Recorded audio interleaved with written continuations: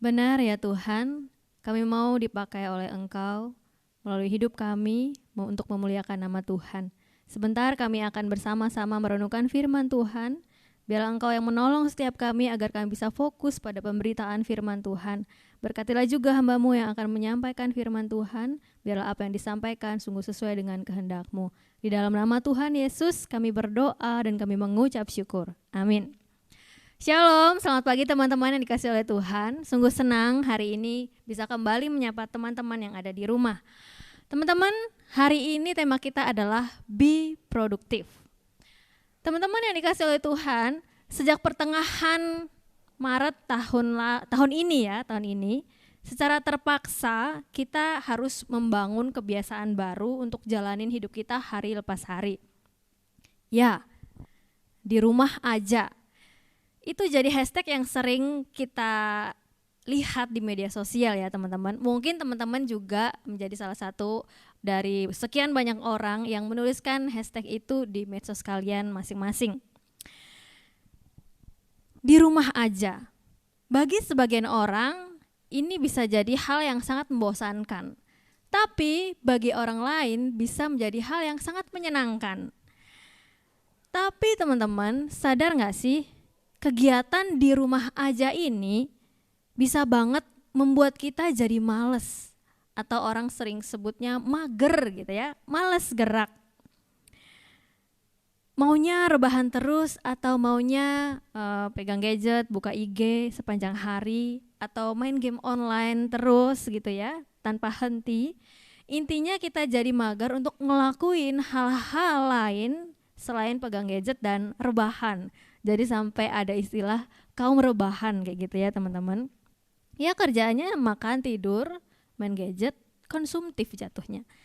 Teman-teman yang dikasih oleh Tuhan, kalau sudah seperti ini, jatuhnya jadi males gitu ya. Males untuk melakukan hal-hal primer yang penting. Teman-teman pernah gak bertanya di dalam hati kalian masing-masing, males itu sebenarnya dosa gak ya? Males itu sebenarnya dosa gak? Gimana menurut teman-teman? Malas itu dosa atau enggak? Teman-teman, malas itu ternyata merupakan salah satu dari 7 dosa mematikan. Dari malas itu adalah salah satu dari 7 deadly sins. Wah, jadi sebenarnya kalau bicara soal malas, itu bukan perkara yang sepele ya teman-teman. Itu adalah hal serius yang bisa membahayakan diri kita kalau terus-menerus dibiarin. Apa sih kata Alkitab soal malas? Mari kita membuka firman Tuhan di dalam Amsal 10 ayat 26. Amsal 10 ayat 26, demikian firman Tuhan. Seperti cuka bagi gigi dan asap bagi mata, demikianlah si pemalas bagi orang yang menyuruhnya. Cuka kalau kena gigi, apa yang terjadi? Ya bisa merusak gigi gitu ya. Asap kalau ngenain mata, apa yang terjadi? Ya mata kita gak bisa ngelihat dengan normal gitu ya, jadi susah untuk melihat dengan jelas. Ya memang seperti itulah kemalasan, maksudnya mengganggu kehidupan kita sebetulnya. Bukan sesuatu yang berdampak positif kalau ada yang namanya kemalasan tadi. Kalau kita lihat lagi di Amsal 21 ayat 25, bagian lain lagi ya teman-teman, dikatakan seperti ini.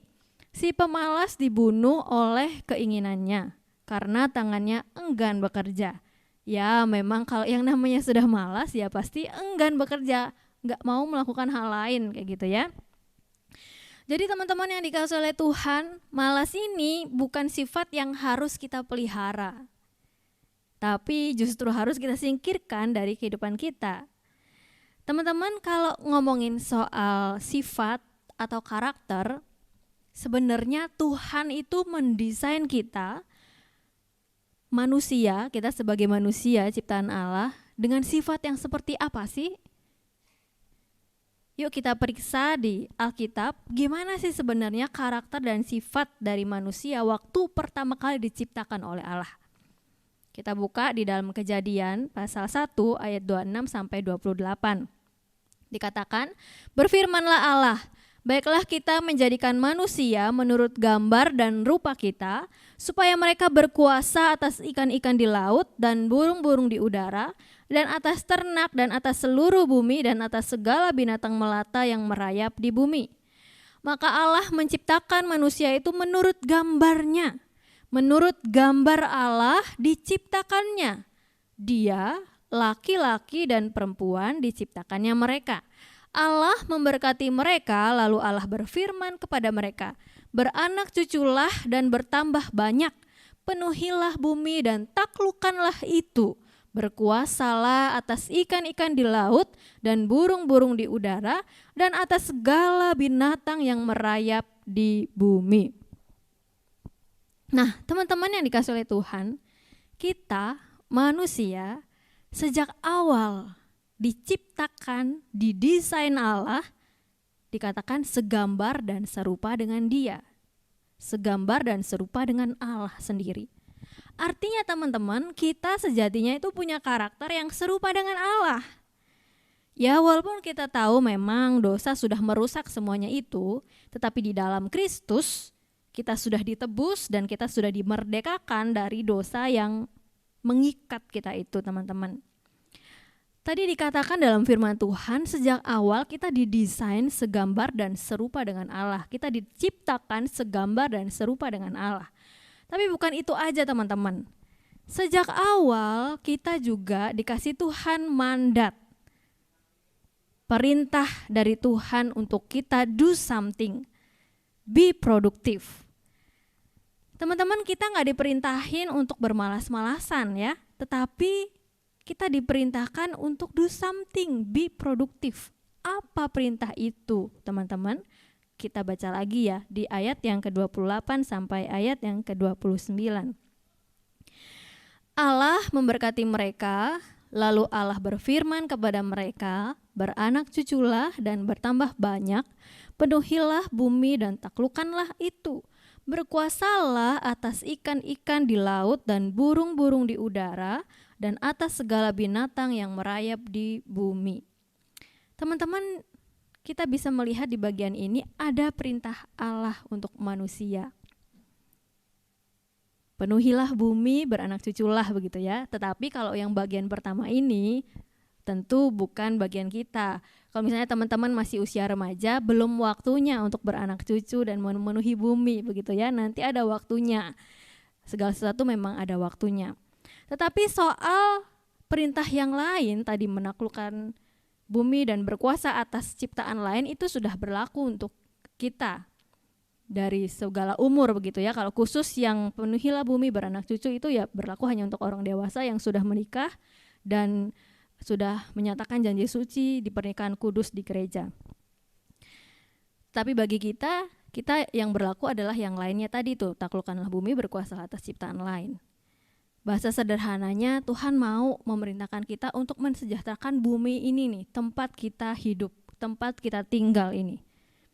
Dan untuk bisa melakukan itu, teman-teman, kita nggak bisa diam aja ya, harus produktif.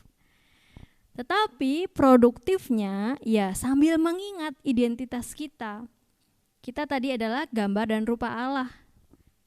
Walaupun sudah jatuh ke dalam dosa, tetapi sudah ditebus di dalam Kristus. Jadi produktifnya kita adalah produktif untuk memuliakan Allah, untuk memuliakan Tuhan.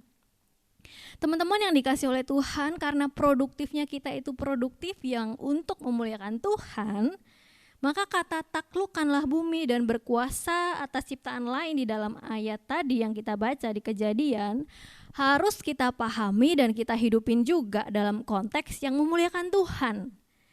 Jadi bukan untuk mengeksploitasi atau merampas dengan semena-mena, memakai dengan semena-mena, semau-mau kita, begitu ya.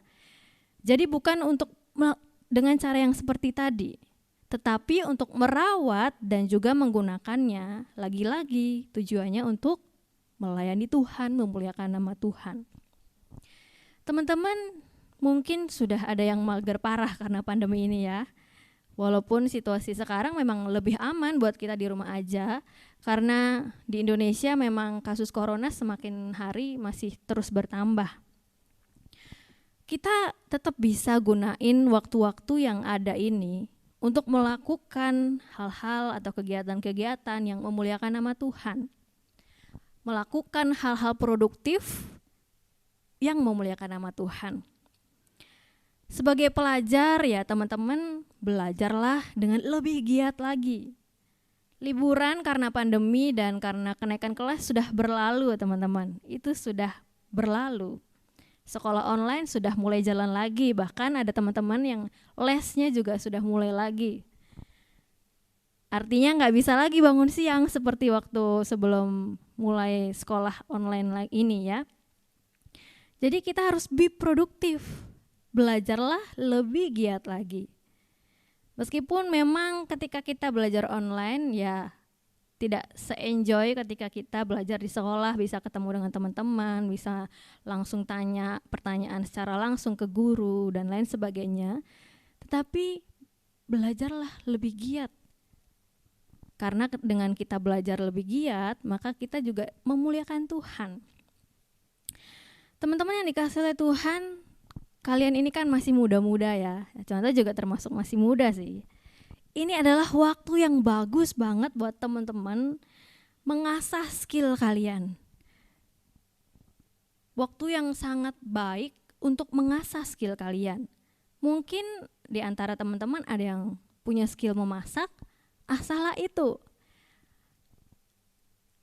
Contoh memperhatikan beberapa teman-teman kita sering update gitu ya di story-nya, di IG story-nya, Insta story-nya.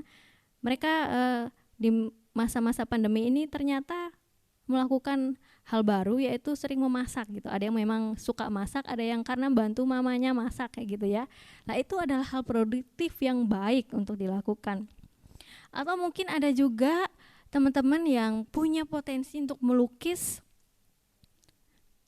asahlah itu untuk kemuliaan nama Tuhan. Gambar yang tadi dilukis oleh Agatha adalah gambar bunga ya. Indah sekali bukan bunganya? Nah, bunga itu adalah salah satu ciptaan Tuhan.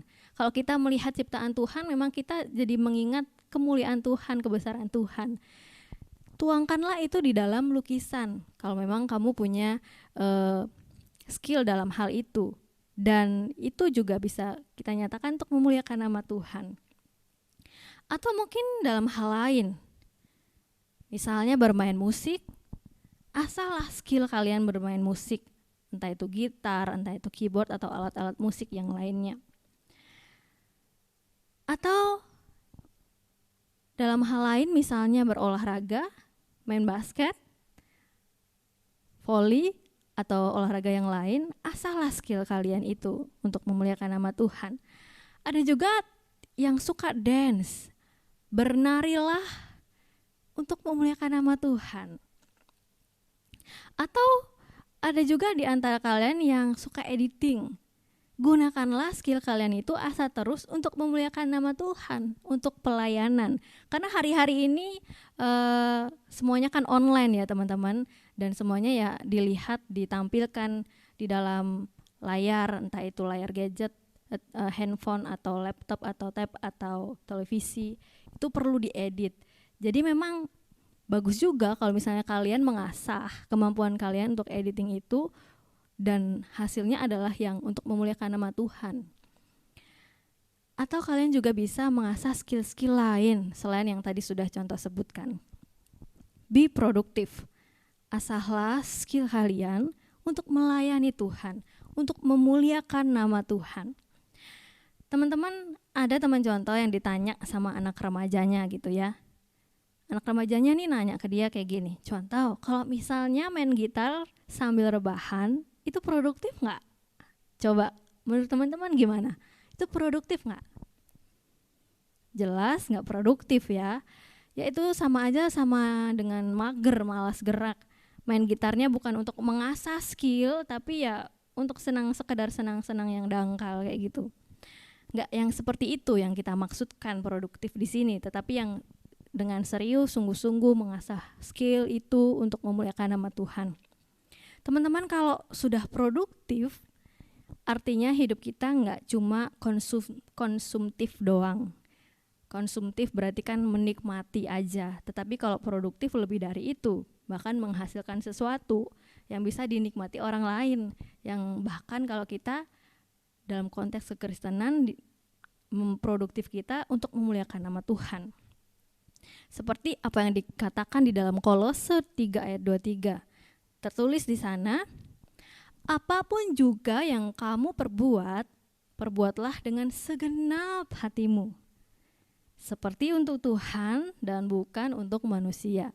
Sekali lagi, apapun juga yang kamu perbuat, perbuatlah dengan segenap hatimu, seperti untuk Tuhan dan bukan untuk manusia.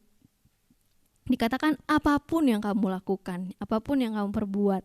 Jadi entah itu kamu belajar, entah itu kamu bermain musik, memasak, melukis, dance, mengedit sesuatu, lakukanlah dengan segenap hati seperti untuk Tuhan, kata firman Tuhan. Jadi teman-teman, kalau kita melakukan segala hal tadi, produktif kita itu kita lakukan seperti untuk Tuhan dan untuk memuliakan nama Tuhan, ya harusnya pasti gak akan asal-asalan dan gak akan seadanya aja, tetapi yang terbaik karena untuk memuliakan nama Tuhan. Be produktif. Amin. Mari kita berdoa. Bapa, kami mengucap syukur karena firman Tuhan telah mengingatkan kami bahwa sedari awal Engkau telah mendesain kami segambar dan serupa dengan Allah. Engkau telah mendesain kami untuk menjadi orang-orang yang produktif. Tolong kami ya Tuhan agar hari-hari ke depan kami bisa menggunakan waktu-waktu kami dengan produktif yang memuliakan nama Tuhan. Terpujilah namamu Bapa, di dalam nama Tuhan Yesus kami berdoa dan kami mengucap syukur. Amin. Be productive.